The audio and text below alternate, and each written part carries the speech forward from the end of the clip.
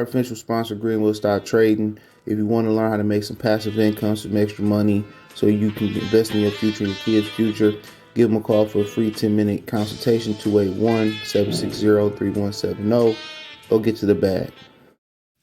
All right, man. Joel Embiid, Ducks, Nikola Jokić. Let's talk about it. Thumbs up the video, share the video, subscribe to the channel. Next subscribe button is the bell icon button. Hit all notifications. Increase your chance, get notifications. We go live or drop a video. But yeah, he pulled out the game.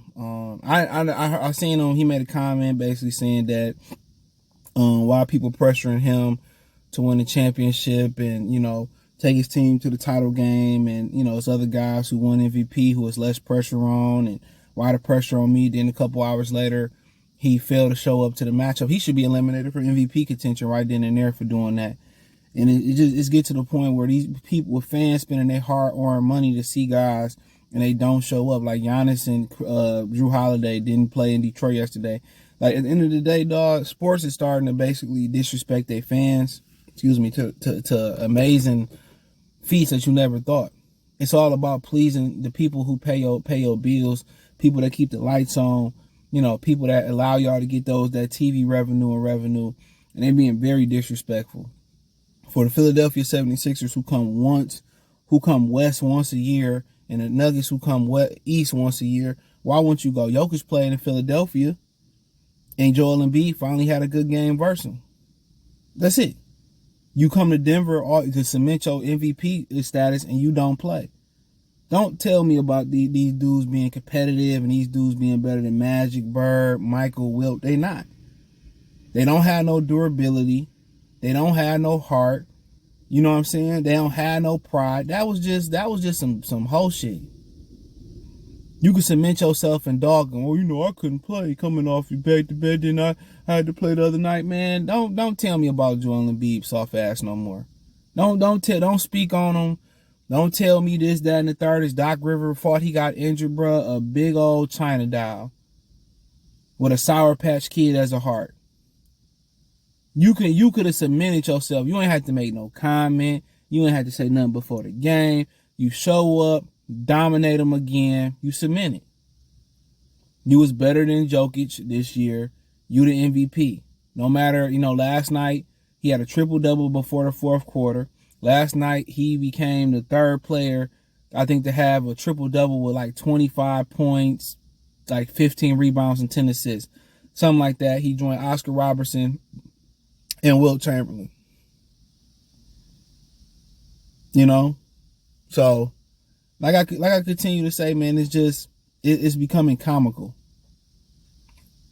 It's becoming very comical. Very comical.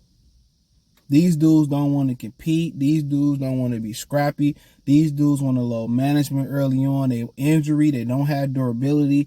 They don't want to entertain and please the crowd. They don't work on their craft. They don't know how to dribble. They cry to the refs. The refs don't allow contact. That's why I don't watch no NBA game. The most NBA game I watched this year was probably Atlanta Hawks and Memphis on Sunday. And I almost watched the whole half. I came in a little bit after the third quarter start. That's the most I watched. Outside of going to a Michigan game and going to Michigan game early this season in college basketball. I ain't watched too much of the tournament. And I don't watch basketball, bro. It's just a lost art, bro. And these dudes are all friends. You lose, you hugging, you kissing each other, y'all praying together after. I don't want to see that shit. I want to see y'all fighting and blood, sweat, and tears, and y'all scrapping. And in the off season, y'all can have prayer group and y'all can, sign each other jerseys. Man, I want to see, I want to see war, bruh. I want to see that, at least that Miami Knick rivalry in the 90s, bruh. I want to see contact. I want to see, even they emasculated sports. And this man could have went out there and whatever he did, he could have took the next couple games off and let it heal. This dude, man, is just boy heart pump pink Kool-Aid, bro. And I don't think nobody can defend. Even Kendrick Perkins brought some comments about how, people sympathize with Jokić because he white and that's why he the MVP. He paraphrased. That was pretty much kind of the message. I say this, bro. Anytime you got something that's unusual, you got a white boy that's doing what Jokić, one, Jokić is white, which you don't have a lot of great white players no more. You got Jokić, you got Luka, and maybe a couple more I'm not thinking of. But, Vujovic, you got some guys out there. But, anytime you got white guys in this league playing well, it's always abnormal. It's always abnormal. It's always put on a pedestal. Ask Isaiah Thomas and Dennis Rodman about the comments about Larry Bird.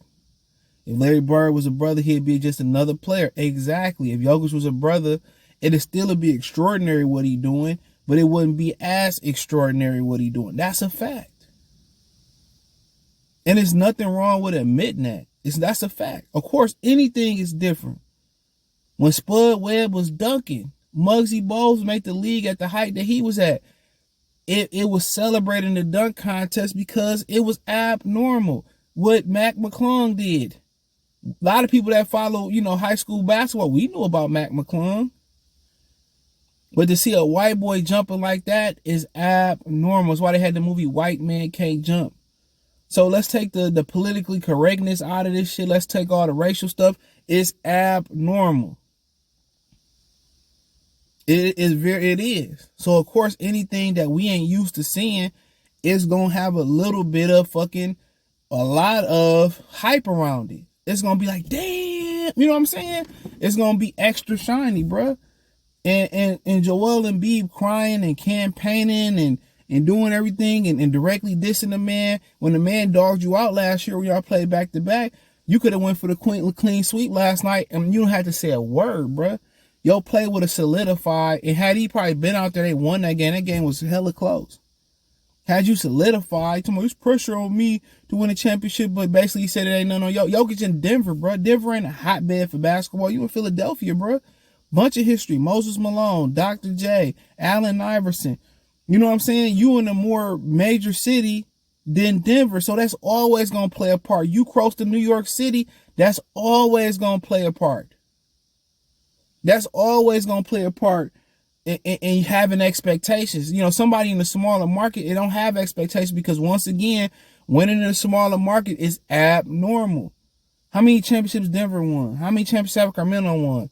That's why, they try to sweep when teams doing it like Detroit and Milwaukee, they try to sweep them under the rug throughout history. That's why y'all had these players running and scrapping, trying to get to Golden State and team up. Running and scrapping, trying to get to Miami, team up. Always trying to get to LA and Boston because that's all they really want is certain cities and certain markets to win championships.